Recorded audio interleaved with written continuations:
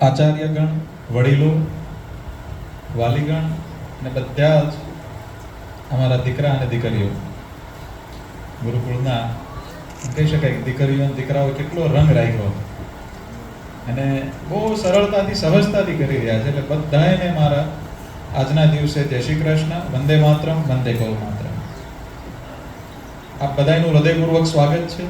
એટલે આજના શુભ દિવસે હું એમ કહી શકું કે જન્માષ્ટમીના દિવસે જ ગૌકૃપા અમૃતમ આપણું લોન્ચ થયું હતું. જન્માષ્ટમીના દિવસે જ હિન્દી બુક આપણી પહેલી વખત ગૌ માતાના ચરણોમાં ગઈ હતી. જન્માષ્ટમીના દિવસે જ મારું પહેલું લેક્ચર હતું. જન્માષ્ટમીના દિવસે જ લગભગ 8 થી 10 પ્રકારની જે પણ અમને ઈશ્વરે આપ્યું એ આજના દિવસે બહુ ફલીભૂત થયું છે. એટલે અમારા માટે તો બહુ આજનો દિવસ એમ કહી શકાય શ્રી કૃષ્ણ ભગવાનના સાક્ષાત આશીર્વાદ જ તેમ મળે છે એવી રીતનો દિવસ હોય છે અમારી માટે. એટલે અનાયાસે અમારે તો ગુજરાતીનું પહેલા જ હતું પણ બહુ અત્યારે જ પૂરું થવાની તૈયારી છે. એટલે ગુજરાતીનું પુસ્તક પણ આપણે આજે PDF ફોર્મમાં આપણે રજૂ કરીશું. તો આપણે શ્રી કૃષ્ણ ભગવાનના એક સંદેશને આજે એમ જો એમના જીવનમાં કેટલું સમતોલ હતું. એમ કહી શકાય કર્મનિષ્ઠા શું હોય, ધર્મનિષ્ઠા શું કહેવાય. ધર્મ, પરિવારનું કોઈ સભ્ય પણ જો અન્યાય કરતું હોય, દેશની વિરુદ્ધ કરતું હોય તો પણ ન ચાલે. કેટલું એમને મહાભારતમાં સરસ સંદેશો આપ્યા. જ્ઞાન તો કેવા સંદર્ભમાં કેવી રીતે જ્ઞાનને કેવી રીતે પ્રાપ્ત કરવું, જ્ઞાનનો મતલબ શું, જ્ઞાનનો ઉપયોગ શું, ભક્તિ, સંગીત, નૃત્ય, શુદ્ધ પ્રેમ. આજે રામ ભગવાન છે તો શબરીજીના બે બોર એઠા ખાધા. શ્રી કૃષ્ણ ભગવાને પણ એવા સંદેશો આપ્યા. તો આપણે શું રીતના જીવન જીવવું જોઈએ એ લગભગ બધા જ સંદેશા એની અંદર આવી ગયા છે. ઘરે ઘરે લગભગ ગીતાજી છે, ઘરે ઘરે બધા શાસ્ત્રો છે. પણ આજે શ્રી કૃષ્ણ ભગવાનને પ્રિય એવી ગૌ માતા પ્રત્યે ભારત દેશે જે અન્યાયપૂર્ણ વર્તન કર્યું છે આઝાદી પછી, એની પછી આપણે બધા ભેગા મળીને પાછું એ હૃદયમાં ગૌ માતા વસવી જોઈએ, હૃદયમાં ગુરુકુળ પરંપરા વસવી જોઈએ. આજે હું તમને સાવ સાચું કહું, સમજો કે આઝાદી વખતે કેટલા લોકોએ વિદેશી કપડાઓની હોળી પહેરી. તો મારે થોડીક વાતો તમને કરવી છે અમુક વિષયમાં કે આટલી બધી હોળીઓ થઈ, આટલું બધું વિદેશી લોકોએ આપણી પર રાજ કર્યું, આટલા બધા આપણે શું સાચે સ્વતંત્ર થયા છીએ? એમને તો સ્વતંત્રતા અપાઈ દીધી આપણને, પણ આપણે સ્વતંત્રતા નિભાવી છે. આજે હું એમ કહું કે મેં થોડીક 15મી ઓગસ્ટે વાત કરી હતી કે જે લોકોએ 200 વર્ષ આપણા લગભગ બધી સંસ્કૃતિનો નાશ કરી ચૂક્યા, ગાયોની કતલખાનો એમને જ તે શરૂઆત કરી હતી. શું એમનું અંગ્રેજીને પ્રાધાન્ય આપીને આપણે બલિદાન કરનારાઓનું અપમાન નથી કરતા? આપણે ગુરુકુળમાં મૂકો નહીં, પણ આપણે ગુજરાતી માધ્યમમાં તો બાળકો મૂકવા જોઈએ. તમારા હું એટલા માટે વાત કરું છું કે આપના બધાના માધ્યમથી સમાજમાં સંદેશો દેવો જોઈએ કે ગર્વથી આપણી માતૃભાષા. આ બધા યુરોપમાં જાઓ તમે યુરોપમાં બીજી જગ્યાએ ઇંગ્લિશ બોલશો બ્રિટન છોડીને તો એ લોકો તમને સરખો જવાબ નહીં આપે. જર્મનીમાં કે કોઈ ફ્રાન્સમાં કે કોઈ પણ જગ્યાએ બધા એને માતૃભાષા વાલી છે. એટલે મારી વિનંતી છે, માતૃભાષા, રાષ્ટ્રભાષા અને દેવભાષા સંસ્કૃત. દેવભાષા આખા ભારતને જોડીને રાખતી હતી સંસ્કૃત. આજે તમે દક્ષિણમાં જાઓ, કોઈ સંસ્કૃત પહેલા બોલાતું તો બધા એને ઘર જેવું જ મહેસૂસ થતું. અત્યારે તો આપણે તૂટી ગયા. એટલે ફરીથી ને નવી જ્યોત જગાઈએ. દરેક બાળકો સંસ્કૃત શીખે છે. ભારતની આખી કોમન ભાષા સંસ્કૃત બનવી જોઈએ, જે હજારો વર્ષથી આપણી હતી. તો મારી વિનંતી છે કે પાછું આપણે એમને સન્માન આપીએ. એ સાચા બલિદાનનો ન્યાય છે એમ કહી શકાય. એવી જ રીતે વિદેશી તાકાતોની વાત કરીએ. આજે ઘરે ઘરે આપણે, હું તમને કહું કે વિદેશી કપડાઓની હોળી કરીએ. આજે ઘરે ઘરે આપણને ખબર છે કે ચીન છે, ચાઇના છે, એ આપણા આતંકવાદીઓને મદદ કરે છે. બરોબર છે, આપણે ઘરે ઘરે એમ કે ચીન આમ કરે છે, પાકિસ્તાનને મદદ કરે છે. તો 20% સસ્તો મોબાઈલ આપશે તો ચીનનો ખરીદી લેશું, તો કોને મદદ કરીએ છીએ આપણે? તો આપણે આચરણમાં તો લાવવું પડશે. મફતમાં આપે તોય ન લેવાય.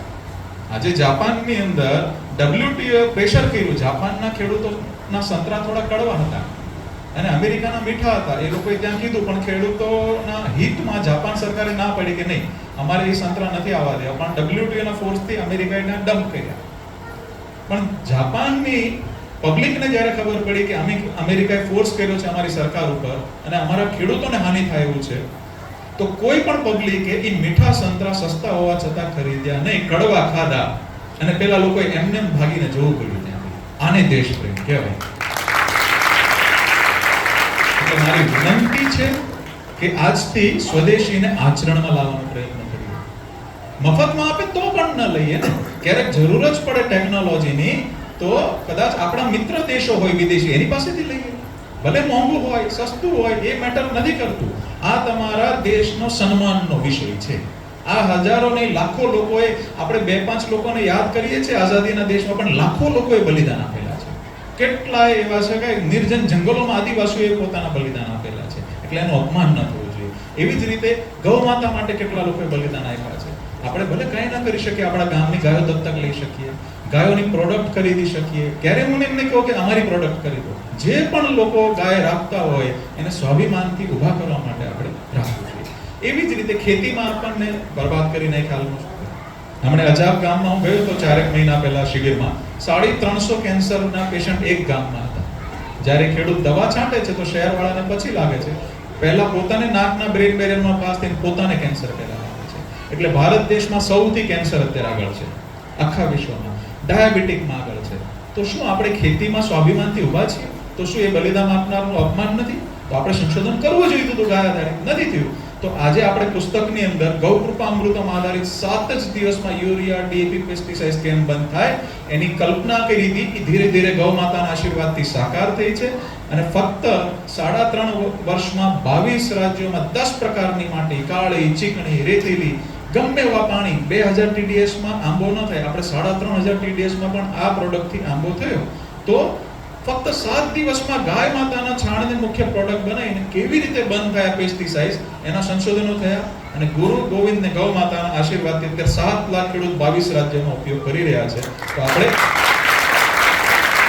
તમારા મૂળ વતનમાં જે પણ ખેડૂતો હોય, તમારું મૂળ વતન જે ગામ હોય એને આપણે જોડીશું. મફત જ આપીએ છીએ, એક પણ પૈસાનો વ્યવહાર નથી થયો ખેડૂતો સાથે. નિઃશુલ્ક અભિયાન છે.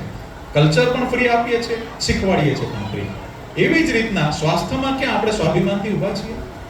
ઘરે ઘરે બીમારી, કેટલા લેવલ સુધી તકલીફ છે. અમે અત્યારે ફરીએ છીએ, ગામડે ગામડે તકલીફો છે. તો એ બધી જગ્યાએ આપણે સ્વાભિમાનથી ઊભા નથી. લાખો રૂપિયાની, એમને કંઈક લાખો કરોડ રૂપિયાની વિદેશી લોબી છે, જેના પ્રેશરથી ઘણા બધા નિયમો નક્કી થતા હોય છે. એટલે આપણે સ્વાસ્થ્યના સંદર્ભમાં પણ સ્વાભિમાનથી ઊભા નથી શકતા. જ્યારે કેટલું સરસ આયુર્વેદ આપણું હતું, કેવી સરસ બાળકોએ રજૂઆત કરી કે આયુર્વેદની સામે પ્લાસ્ટિક સર્જરી પહેલા ક્યાં થઈ હતી, પછી ક્યાં ગઈ, કેવી રીતે ગઈ. તો શું આપણને આપણા દેશ પ્રત્યે સન્માન નથી? તો વિદેશી આંદોલનોના અનુકરણ એ આપણી માનસિક ગુલામી છે. એવી રીતે ધર્મની વાત હોય તો આપણે ધર્મમાં પણ દંભીપણું ખૂબ આવી ગયું છે. ઘરે ઘરે ગીતાજી શાસ્ત્ર છે, બધાને ખબર છે ગૌ માતા શું છે, બધાને ખબર છે આપણે કેમ વર્તવું જોઈએ. પણ એ તકલીફ છે કે આચરણમાં નથી આવતું. અને આચરણ માતા પિતા અને શિક્ષકો એ બધાનું આચરણ બાળકો ઓબ્ઝર્વેશન કરતા હોય છે અને એ સીધું જ ઉતરતું હોય છે. એટલે મારી વિનંતી છે, બાળકોને આપણે બદલવા હશે ને, પહેલા આપણે અહીંની બધાની ભાષા એક રાખવી પડશે. બરોબર ને? આપણું આચરણ જોશે બાળકો. એટલે ભૂલ બધાયથી થાય, મારાથી પણ થઈ હશે, તમારાથી પણ થઈ હશે, કોઈ પૂર્ણ નથી. પણ જાગ્યા ત્યારથી સવારથી, બરોબર છે, જાગ્યા ત્યારથી સવાર આપણે તો કાર્ય કરીએ, સાથે સાથે આપણા બંધુઓને સાથે લઈને ચાલીએ. શ્રી કૃષ્ણ ભગવાને ગાય માતાને રાખીને કેવો સંદેશ આપ્યો? ધર્મને એક એક પળમાં ન્યાય કરવો. ધર્મ એટલે ખાલી આપણે આધ્યાત્મિક વાત નથી. ગુરુકુળના બાળકો એક વનસ્પતિનું પત્તું તોડે ને તો એનો આમંત્રણ મંત્ર બોલે છે પહેલા કે ભાઈ અમે એને કોઈની પણ પ્રકૃતિ સાથે વર્તન કરતા પહેલા એનો રિસ્પેક્ટ હોવો જોઈએ. પણ ખાલી પત્તું તોડ્યા પહેલા આમંત્રણ મંત્ર બોલીને પૂરું નથી થઈ જતું. હું એની પાછળ એને પાણી પાઈશ, બીજો રોપો રોપીશ, એ પણ ભાવના હોવી જોઈએ. કે ખાલી દંભ નથી જોઈતો, આપણને આચરણમાં જોઈએ છે. એટલે મારી વિનંતી છે કે ભારતને પુનર્નિર્માણ આખું કરવું હોય તો શ્રી કૃષ્ણ ભગવાને બહુ બધા પહેલું આપેલા છે. આપણા વડવાઓએ સંસ્કૃતિમાં ઘણા બધા પહેલું આપ્યા છે. બધાનું સમન્વય કરીને બધી રીતે આગળ વધો. અને સ્પષ્ટ કીધું છે સનાતન પરંપરામાં, ગીતાજીમાં સ્પષ્ટ કીધું, તમે જેવા ભાવે જેવા સ્વરૂપે મને ભજશો હું છું. બરોબર છે? તમે સાકાર નિરાકાર જે ભાવે ભજો. તમે જોજો ગોવાળ લોકો નાગ દેવતા ગોગા મહારાજને ભજે છે ને એમાંથી એનું કામ થાય છે, એવું નથી. એટલે સનાતન પરંપરા બહુ વિશાળ હૃદય વાળી છે. આટલી સારી સુગંધ દુનિયામાં કોઈ પંથની અંદર નથી. સનાતન પરંપરાની સુગંધ છે. શિવને માનો, કૃષ્ણ ભગવાનને માનો, તમે પ્રકૃતિમાં કોઈને, એક ઝાડને પણ માનો. કેટલું બધું વિશાળ દર્શન છે. જેમને જે ફાવે એ રીતે સાત્વિક રીતે આપણે પાછા ઊભા થઈએ. શું ખાવું એ આપણને ખબર નથી. વિરુદ્ધ આહાર, આપણે સરળતાથી સરસ રીતે ચાવીને ખાઈએ. તો આયુર્વેદમાં બહુ સરસ દર્શન આપ્યું છે. એટલે બધું જ પુસ્તકમાં અમે આ ગૌ સંસ્કૃતિ નામ આપેલું છે પુસ્તકનું. એની અંદર સરળ 5 ચરણોમાં કૃષિ, કેવી રીતે સ્વાભિમાનથી દેશ પાછો ઉભો થાય, કૃષિના વિષયમાં એનું દર્શન લખેલું છે. ગૌ માતાને કેવી રીતે સાચવવી, અને ત્યાંની જ ગૌ માતાને, ભારતમાં 40 નસલો છે, બધાને જ સન્માનપૂર્વક ઘરે વસાવવાની છે, ખાલી ગીર પાછળ નહીં. તો ગૌ માતા સિલેક્ટ કેમ કરવી, નંદી કેમ સિલેક્ટ કરવું, એનું દોહન કેવી રીતે થવું જોઈએ, એનું ભોજન કેવી રીતે હોવું જોઈએ, એનું પાચન તમને ગોબર જોઈને ખબર પડી જવી જોઈએ કે ગાય માતાનું પાચન આજે કેવું છે. બરોબર છે. ત્યાં સુધીનું ડિટેલિંગ આ પુસ્તકમાં આપણે સરળ ભાષામાં લખેલું છે. કયા નક્ષત્ર પ્રમાણે કઈ દિશામાં કયું વૃક્ષ વાવવું જોઈએ એ પણ આ પુસ્તકની અંદર આપણે લખેલું છે. એ વૃક્ષના પત્તા અને ફળથી ગાયોનો ઈલાજ, 1 રોગ 10 ઈલાજ, 1 રોગ 10 ઈલાજ એવી રીતે લખેલું છે. એવી જ રીતના મનુષ્યના રોગો બહુ સરળતાથી અંદર લખ્યા છે. ઉમરો આપણે દરેક ગામડે હોય છે. એમના ફળને તડકે સુકાઈને તમે ઘીમાં સાતળીને સુકડી બનાવીને ખાઓ, સપ્ત ધાતુ પુષ્ટ થાય ને થાય. આખા જ ભારતમાં દરેક જગ્યાએ ઉમરો છે, ઉદુંબર કહેવાય છે. એવી જ રીતે 90% બહેનોને ગામડે અમે બીજા રાજ્યોમાં ફરીએ છીએ, 10 કરોડ પરિવાર એટલે 60 કરોડ ખેડૂત પરિવાર છે. માસિક ધર્મના પ્રશ્નો ગામડે ગામડે છે. તો દૂર્વાની ચટણી બનાવીને રસ પીવડાવીએ તો સારું થાય છે 2 મહિનામાં. ચાહે પુરુષ હોય સ્ત્રી હોય, બંનેના હોર્મોન ઇમ્બેલેન્સ હોય તો સરળ દૂરવાથી થઈ જતું હોય છે. તો આપણે પેલાની સાથે મસલ પાવર છે, મની પાવર છે, રાજકીય પાવરો છે. તો આપણે શુદ્ધ જ્ઞાનથી પાછા ઊભા થઈ શકીએ એમ છીએ. તો આ પુસ્તકમાં એ લખેલું છે કે આપણે કયા મહિનામાં શું ભોજન કરવું જોઈએ, શું ન કરવું જોઈએ, કેવી રીતે કરવું. તો કેવી રીતે આપણે આજુબાજુના વનસ્પતિથી 90 નહીં 99% સુધી આપણે પોતાનું સમાધાન કરી શકીએ. આયુર્વેદની સરળ ઔષધિઓ છે, જે 51 ઔષધિઓનું વર્ણન કર્યું છે, રસોડાની વસ્તુ છે, સાથે ગાય આધારિત આપણે કેવી રીતે સ્વાભિમાનથી ઉભા થઈએ.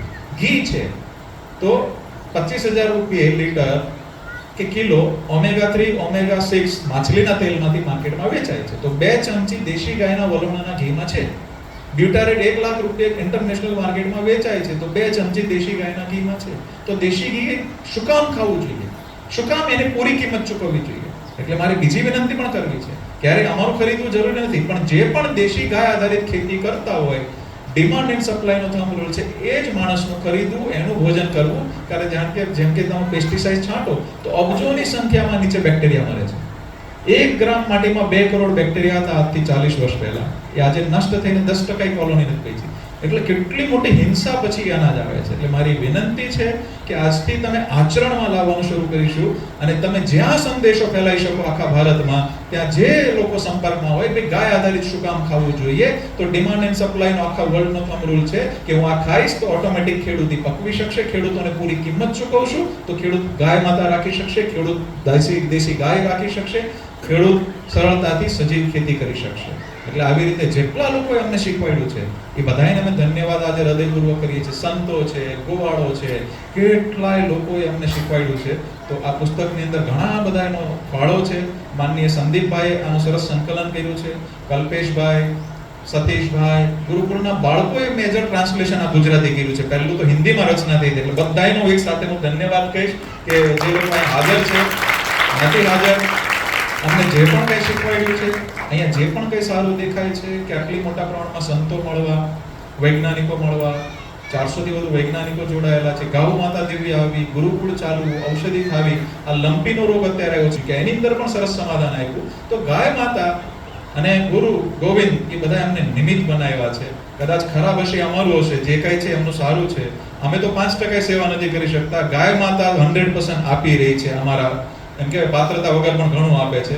એટલે ફરીને ગાવ આધારિત ભારતનું પુનર્નિર્માણ કેમ થાય, જાણતા અજાણતા એટલું ખરાબ પરિસ્થિતિઓ નિર્માણ થઈ છે. એટલે આ પુસ્તકની અંદર લખ્યું છે કે ભાઈ ઘરે કેવી રીતે નાહી શકાય. 27 વર્ષથી હું તો સાબુ શેમ્પુ વાપરતો નથી. ઉપટન બનાવી શકાય, કેવી રીતે બનાવી શકાય.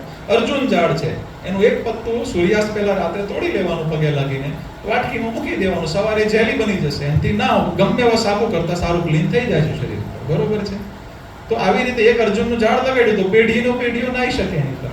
બરોબર છે. શેઢે પાડે ગાયોને સરગવા લગાડીએ, ગાયોને ખવડાવીએ તો દાણું ઓછું દેવું પડે. તમે સરગવાના પત્તા ખાઓ તો તમને માઇક્રોન્યુટ્રિશન, મેક્રોન્યુટ્રિશન અને વિટામિન્સ અવેલેબલ ફોર્મમાં થઈ જાય, લભ્ય સ્વરૂપમાં. તો એ બધું સિમ્પલ સ્વરૂપમાં આપણે લખેલું છે એની અંદર. અને સૌથી મોટી ધરોહર તમારા બાળકો છે. એક વખત વિદેશ ગયા પછી મેજર બાળકો, બધાને હું એવી રીતે નથી આંકી શકતો, 1-2% અપવાદરૂપ હોઈ શકે, મેજર બાળકો હકીકત દેશને મૂળથી બહુ સરખી રીતે જોડી નથી શકતા. એટલે જે પણ લોકો છે, આપણું બ્રેઇન ડ્રેન થઈ ગયું છે.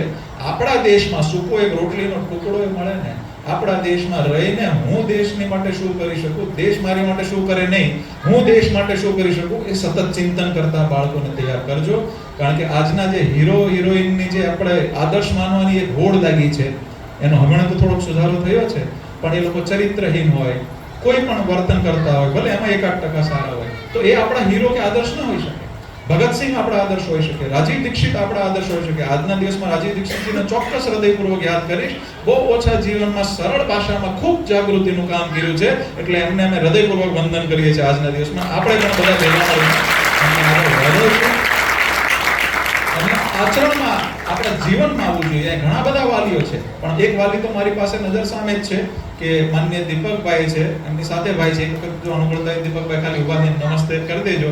પોતે ગાય માતા માટે ચપ્પલ પહેરતા નથી, દેશી ગાય રાખે છે, સ્વદેશીનો અભિયાનનો પ્રચાર કરે છે, અને કાંકરેજમાં જેમ આપણે ગીર છે એમ કાંકરેજમાં સરસ સંવર્ધનનું કામ કરે છે, અને અહીંયા વાલી પણ છે અને આયુર્વેદનું પણ કામ કરે છે. એટલે પોતાના આચરણમાં એક વખત લાવવાનું શરૂ કરીએ. છેલ્લે તો ખાલી હાથે જ જવાનું છે. અત્યારે છે એનાથી 1000 કે 10,000 ગણો તો તોય કોઈ મતલબ નથી. એટલે ગમે એમ કરીને આપણે ધીરે ધીરે આચરણમાં લાવીએ તો આપણે ગૌકૃપામૃતમ નિઃશુલ્કનું આખું યોજના હતી, એવી રીતે પુસ્તકનું પણ આપણે નિઃશુલ્કનું રાખ્યું છે. એટલે આજે PDF ને બધું ગુજરાતી આપણે લોન્ચ કરી દઈએ છીએ. પુસ્તકની હાર્ડ કોપી તે અમુક લોકો સ્પોન્સર થયા છે. આનું વેચાણ કરવાનું થતું નથી, જ્ઞાન વેચવું નથી, વહેંચવાનું છે આપણે આ વખતે. એટલે જે કોઈને પોતાના એરિયામાં જે પણ NGO કામ કરતા હોય એમને પોતાના નામથી પાછળ છાપવું હોય, આપણને કોઈ ફરક નથી પડતો. શુદ્ધ ભાષામાં, સરળ ભાષામાં ભારતના ખૂણે ખાંચકે દરેક જગ્યાએ આ નોલેજ પહોંચે, એનો અમારી માટે એક આ ભાવ છે કે સ્વાભિમાનથી. કારણ કે આજે છે ને જે ખેડૂત છે ને 80% ખેડૂત 2.5 એકરથી નાના છે. શહેરમાં જાય તો નોકરી નથી અને 70% કેમિકલમાં પૈસા જાય છે. એનું કેમ પૂરું પડે? એ સ્વાભિમાનથી ત્યાં ઊભો થાય, એની માટે આ બધી જરૂરિયાત છે. એ સ્વાભિમાનથી ઊભો થશે તો આપણે ખાઈ શકશું. ઉત્તમ ખેતી, મધ્યમ વ્યાપાર, કનિષ્ઠ નોકરી કીધી છે. એ બધાને ખવડાવી રહ્યો છે ખેડૂત. વનસ્પતિ ઉજેરી રહ્યો છે, પશુ પંખીને ખવડાવી રહ્યો છે, આપણને જમાડી રહ્યો છે, આખી પ્રકૃતિને એક્ટિવ કરી રહ્યો છે. એને રિસ્પેક્ટ દેવાનો. તમે હું તો આજથી એક બીજી પણ એક વાત કરીશ. તમે જ્યાં પણ ખેડૂતને જુઓ, જેમ જવાનને આપણે સેલ્યુટ કરે છે, હું તો કરું છું, એવી રીતે એને ધન્યવાદ કહેવા કે ધન્યવાદ, તમે લોકો અમને ખવડાવી રહ્યા છો. ખેડૂતનો રિસ્પેક્ટ વધારો. ખેડૂતને એક શરમ મહેસૂસ થાય એવી સ્થિતિ મૂકી દીધી છે ધીરે ધીરે દેશમાં. તમે યુરોપમાં જાઓ, અમેરિકા જાઓ, ખેડૂત આમ શ્રીનો તાનીને જ ઊભો હશે. એટલે મારી વિનંતી છે કે તમને જ્યાં પણ ખેડૂત મળે એને બહુ રિસ્પેક્ટ આપો. તમે ખૂબ સારું કામ કરી રહ્યા છો, તમે છો એટલે અમે આવું બધું કરી શકીએ છીએ. જવાનો જે આપણને રિસ્પેક્ટ આપો, જ્યાં મળે એને સલામ કરવી પડશે, કે એ ત્યાં બોર્ડર ઉપર છે એટલે આપણે કામ કરી રહ્યા છીએ. એટલે આપણે આચરણમાં આજથી શરૂ કરવાનું છે. આ બધા જ વિષયો મેં તમને કીધું ને, આપણે માનસિક ગુલામ હજી પણ છીએ. એટલે આપણે સાચા સ્વતંત્ર બનવાનું છે. કેટલાય લાખો લોકોએ બલિદાન આપ્યું છે, એનું અપમાન કરી રહ્યા છે. ચિંતન કરવાનું કે મારાથી શું ભૂલ થાય છે. આઝાદી વખતે એ લોકો ઘર છોડીને જતા રહ્યા હતા, જીવના જોખમે બધું કર્યું. કેટલાય લોકોના જીવ ગયા, કેટલા લોકોના એમ કહી શકાય કે બરબાદ થઈ ગયા આખું જીવન એ લોકોનું. અને એ લોકોનું અપમાન આપણે કરતા પહેલા વિચારવું પડશે કે મારું ફરજ શું છે દેશ પ્રત્યે. મને આ દેશમાં જન્મ મળ્યો છે, ભારતમાં જન્મ મળવો જ મોટી ભાગ્યની વાત છે. એટલે મારી વિનંતી છે કે રોજ આત્મમંથન કરવું, સાંજે વિચારવું કે મારાથી શું ભૂલ થઈ. સામેવાળાની બહુ ભૂલ કાઢવાનું નહીં વિચારવાનું. મારાથી શું ભૂલ થઈ, મારે શું સુધારો કરવો જોઈએ, મારે શું કાર્ય કરવું છે. કોઈ સાથે ન ફાવતું તો કંઈ નહીં, એની સાથે કટ કરીને વધુ દેશનું બીજું કામ કરવાનું. મતભેદ હોઈ શકે, મનભેદ કેરી ના કરવું. અંદરના ઝઘડામાં વિદેશી તાકાતો ફાયદો લે છે. એટલે જ્ઞાતિ જાતિના ભેદ ભૂલીને કામ કરવું, બધાને પ્રેમથી અને સ્વીકાર કરવા, વિશાળ હૃદય રાખીને આપણે સ્વીકાર કરવા. એટલે મારી વિનંતી છે કે આજના શુભ દિને આપણે, હું ક્યારેય તમને કસમ નહીં લેવડાવું, ચિંતન કરજો. તમને જેટલું સારું લાગે આમાંથી એ વસ્તુને આચરણમાં લેવાનું કરજો. કારણ કે કસમ તોડશું તો વળી પાછો દોષ લાગે એકબીજાને. એટલે એવું નથી કરવું આપણે કંઈ. બરોબર છે? જેટલું થાય એટલો શ્રેષ્ઠ પ્રયત્ન આચરણમાં લાવવાનો પ્રયત્ન કરવો, મારી વિનંતી છે. એટલે ગોવાળ લોકોને મારી વિનંતી છે કે આપણે પુસ્તક હંમેશા ગાય માતાએ, ગુરુ ગોવિંદને ગૌ માતાએ જ આપ્યું છે. અમારા ગુરુજી હિમાલય હતા, પરમહંસ સંસાનંદ દંડી સ્વામી હતા. એમને કીધેલું કે ગૌ માતાને ખેડૂત દુઃખી હશે તો દેશ ક્યારેક ખુશ નહીં રહેશે. એટલે એક એમના શબ્દો પર જ અમે ઘર છોડેલું. અને થોડી વાર 1 મિનિટ ખાલી ગોપેશભાઈને બોલાવીશ. અમે નાનપણથી, ગોપેશભાઈ એક વખત થોડી વાર બોલતા રહ્યા, નાનપણથી અમે બધા જ નિર્ણયો સાથે લીધા છે. મુંબઈ 8મા ધોરણથી અમે નક્કી કર્યું હતું કે આ કરવું. 11મું ધોરણ અમે છોડ્યું તો 10મા ધોરણથી ગોપેશભાઈ કીધું તમે કોલેજ કેમ નહીં ગયા? તો મને કીધું કામનું નથી લાગતું. એમને પણ એક દિવસ કોલેજ જઈને છોડ્યું કે ચાલો આપણે બધા ભેગા મળીને આપણે આ બધા કાર્ય કરશું. એટલે આ ગુરુકુળ કે ગૌશાળા મારું સ્વપ્ન નથી, આપણા બધાયનું સ્વપ્ન છે. અને નાના ભાઈ સાથે મળીને ત્યાંથી ગૌકૃપા અમૃતમ કરવું, મુંબઈ છોડવું, ગૌ માતા રાખવી, ક્યારેય આર્થિક ઊંચી નીચી બધી સ્થિતિઓ આવે પણ ક્યારેય એમ નથી કીધું કે ભાઈ નહીં આમ નહીં, એમ જ કે ના ભાઈ કાંઈ વાંધો નહીં, ઓછું વધતું જે હોય ફરક નથી પડતો. ગાયની સેવાને ગુરુકુળમાં કામ અટકાવવું ન જોઈએ અને ક્યારેય સ્ટેજમાં નથી આવતા. બધા પાછળ હોય તો માંડ બોલાવવા પડે છે. એટલે ગોપેશભાઈ છે, મમ્મી તો આજે બહાર છે, પપ્પા બહાર છે, એટલે કેવલ અને નિરાલી પણ એમ કહી શકાય કે બંને હૃદયપૂર્વક દિવસ રાત અમને મદદ કરી છે, એટલા બધા કાર્ય કરી શકાય છે. એટલે પરિવારનો ખૂબ સહયોગ રહ્યો છે. બાળકોએ તેમ કહી શકાય કે જ્યારે તકલીફ હતી તો ગાયના વાડા પણ સાફ કરવા એ લોકો આવી ગયેલા હતા. એટલે સંયુક્ત પરિવારની આજે જરૂર છે. એટલે હું ગોપેશભાઈને બહુ ધન્યવાદ કહીશ કે અમે 11 જણા ચાર પેઢી એક ઘરમાં રહીએ છીએ અને ખૂબ એકબીજાને ટેકો દઈએ છીએ. એટલે સંયુક્ત પરિવારની બહુ મોટી તકલીફ અત્યારે, એટલે એકબીજાને સાચવી લેવાની જે ભાવના છે સંયુક્ત પરિવારમાં હોય છે. એટલે સંયુક્ત પરિવારમાં પણ રહેવાનું આજથી આપણને જેટલો બને એટલો સંભવ પ્રયત્ન કરવો અને ભેગા મળીને આપણે આગળ વધીશું. ગોપેશભાઈ ઓર્ગેનિકનું બધું ચાલી રહ્યા છે. એક જ ઝટકામાં ઘણી બધી વસ્તુ એમને છોડી દીધેલી છે. કદાચ મારામાં આચરણમાં થોડો ઘણો ફરક હશે પણ એનામાં ફરક નથી પડતો. ગોવાળોનો અમે ધન્યવાદ કહીએ. ગોવાળો દિવસ રાત સેવા કરે છે ત્યારે આ ગૌશાળા ચાલે છે. આપણે એમના ચરણે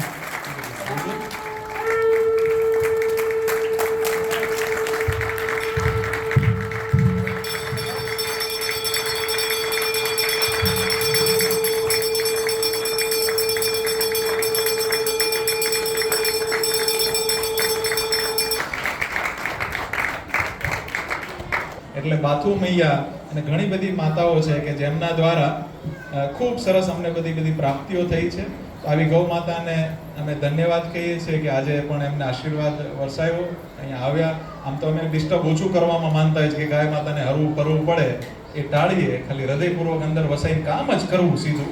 એટલે વાતો ઓછી કરવી, કામ વધુ કરવું અને એવી રીતે ભેગા મળીને આગળ માણીશું. અને આપણે હવે પણ વંદે 3 વખત બોલીશું, માતરમ બોલીશું આપણે સરસ રીતે.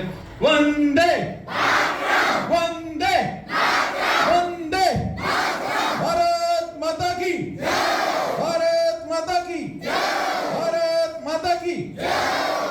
ખૂબ ખૂબ આભાર બધાને. જય શ્રી કૃષ્ણ. વંદે માતરમ, વંદે ગૌ માતરમ. ખૂબ ખૂબ આભાર. બહુ કિંમતી સમય આપ્યો, ખૂબ સમય બેઠા અને બહુ હૃદયપૂર્વક બાળકોને બધાને માણ્યા. ખૂબ ખૂબ આભાર.